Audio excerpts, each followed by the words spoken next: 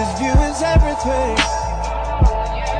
Shit, I could get used to this. That's right. You can see a lot more when you're standing on the top floor and stuff.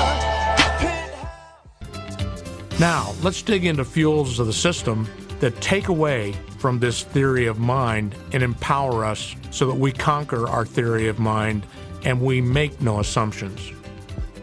Now, fuel to the system, you heard me talk earlier about nurturing. Nurturing can be done in numerous ways. It can be done with a statement. That's a good question. Interesting question.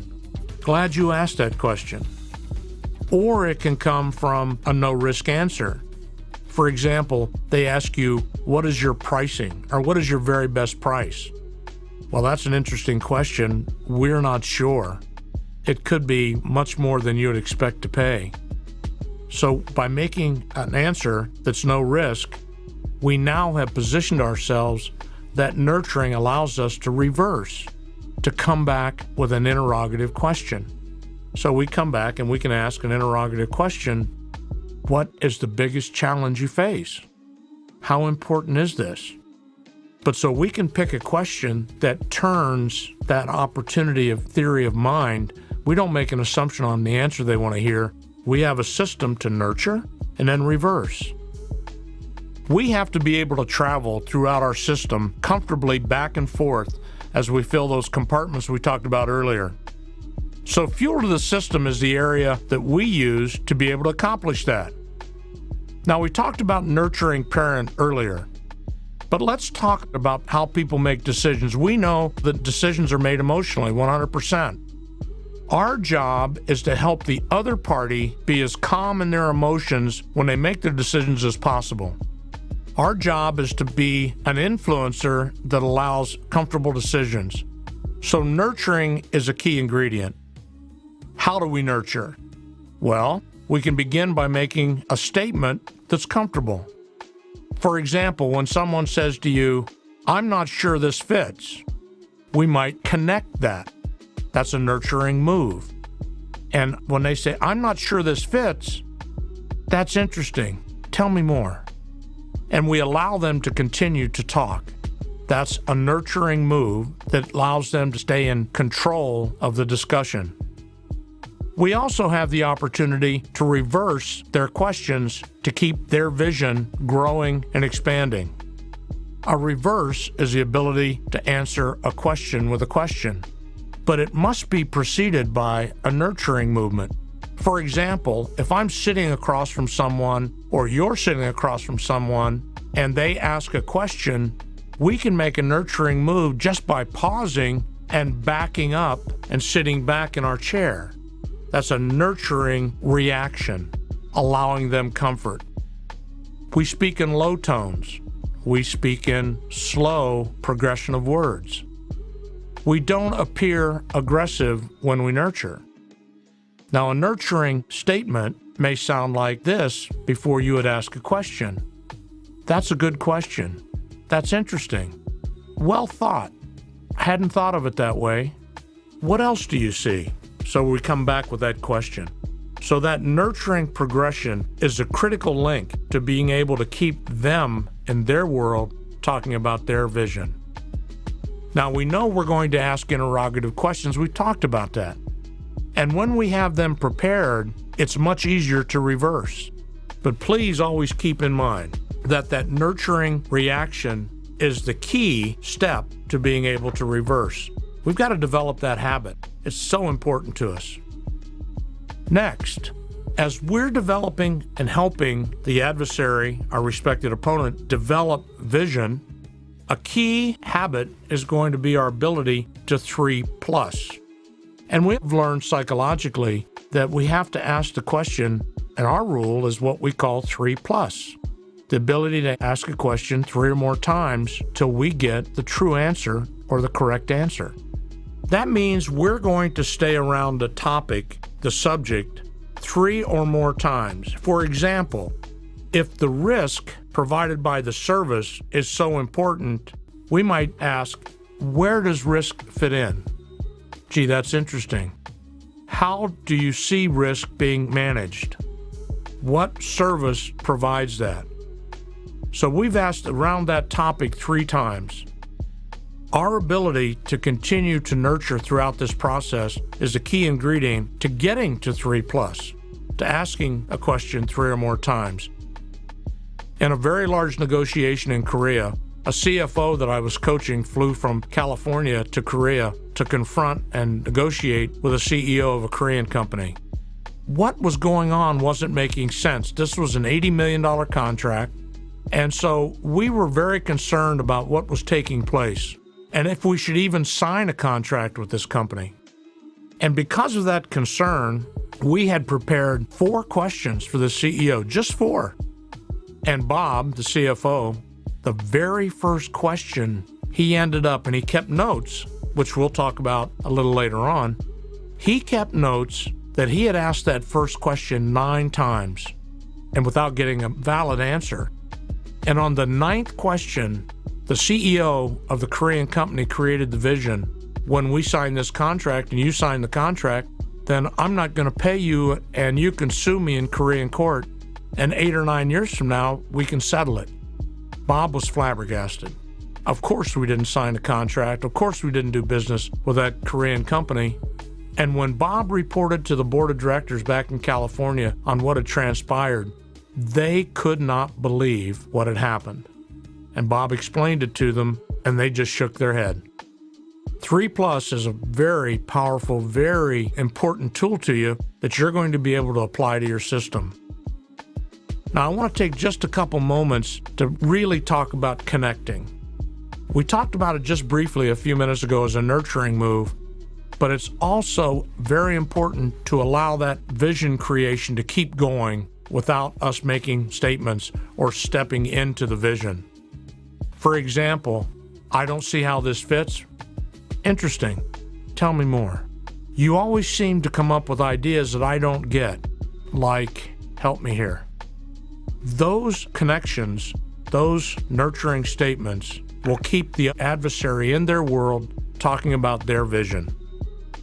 So when you begin your negotiations, prepare your fuel to the system.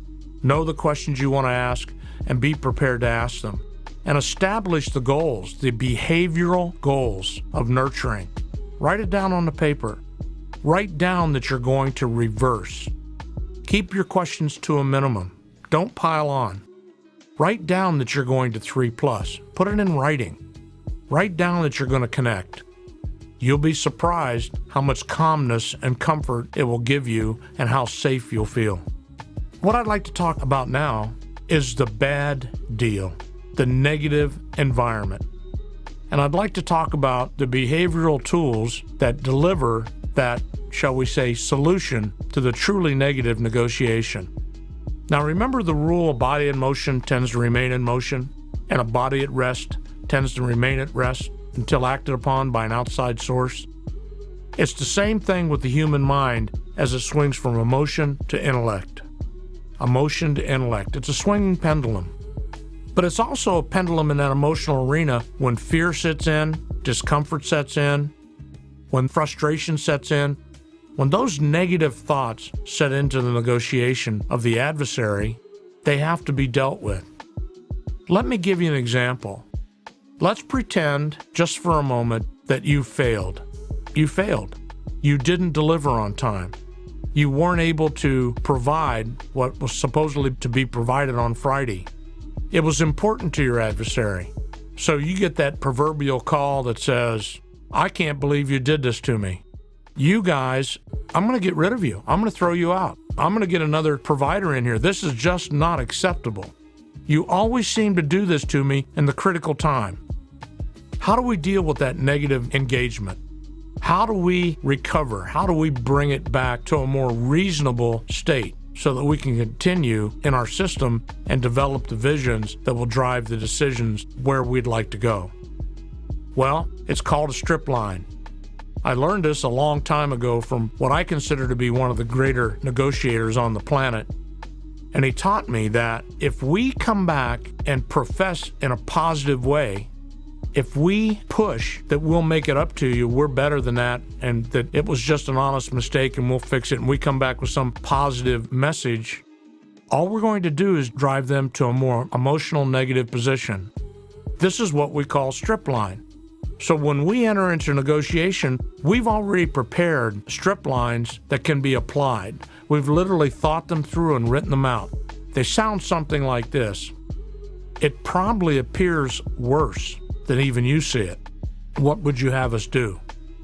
Notice we made that very negative statement even more negative than them, and then followed with an interrogative to start to gather up their vision of a solution. May even be as bad as, you probably should fire us. It appears to me this is not recoverable for us. What would you like us to do? How do you see it? So again, you've constructed your interrogative prepared to follow that very negative statement. Now let's take the person that's super positive. This works the other way.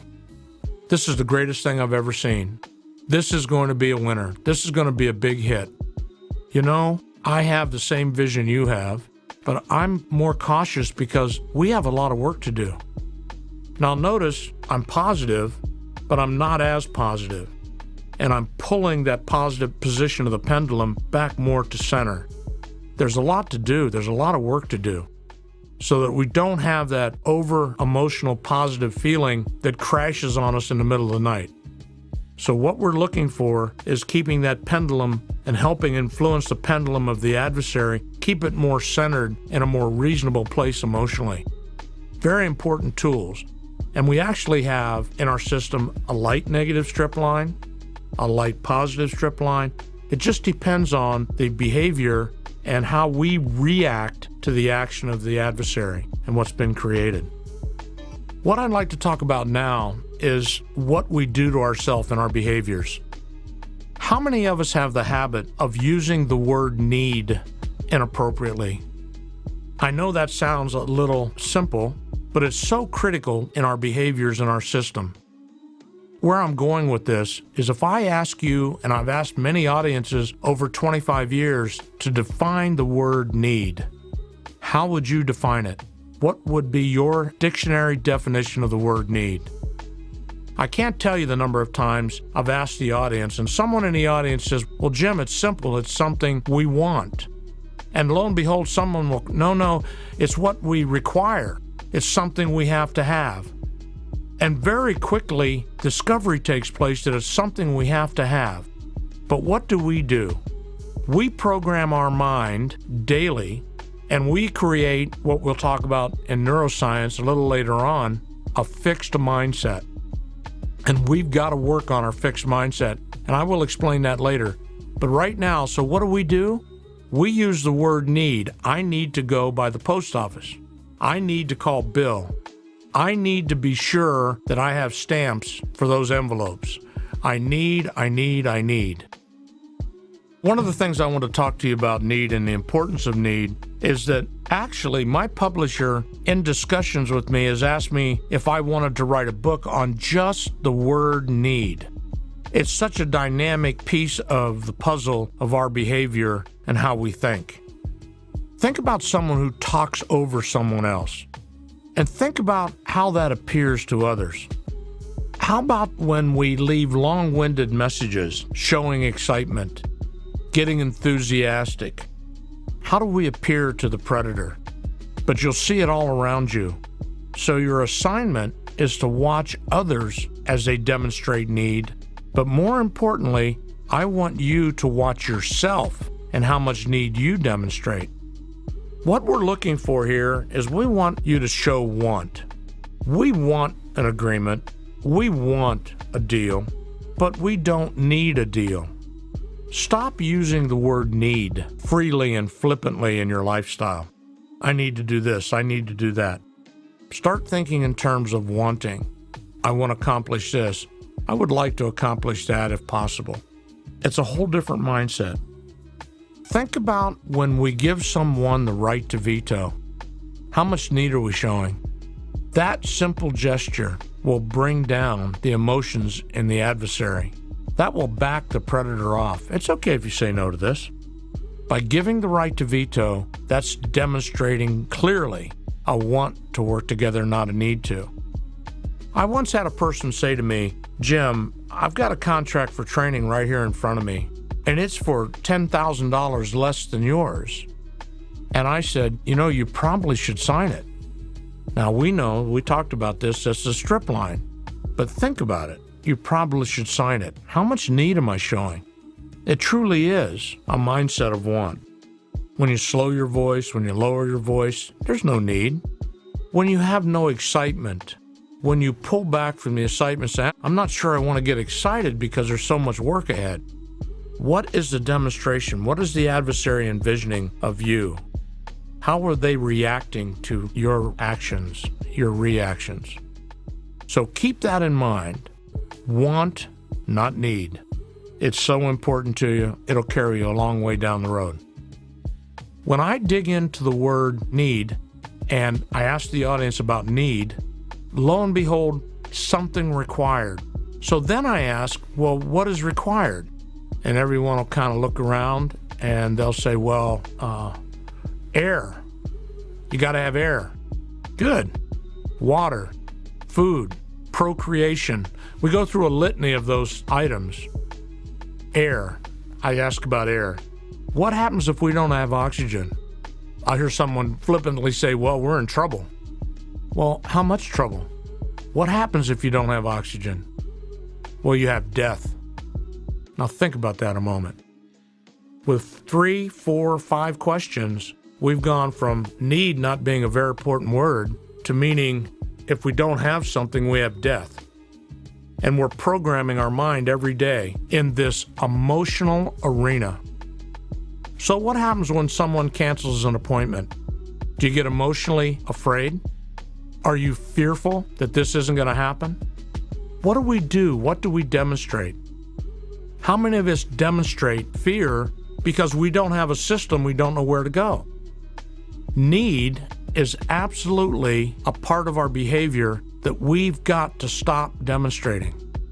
Sit back in your chair. Don't lean forward. Speak slowly, comfortably. Don't get excited and speak fast.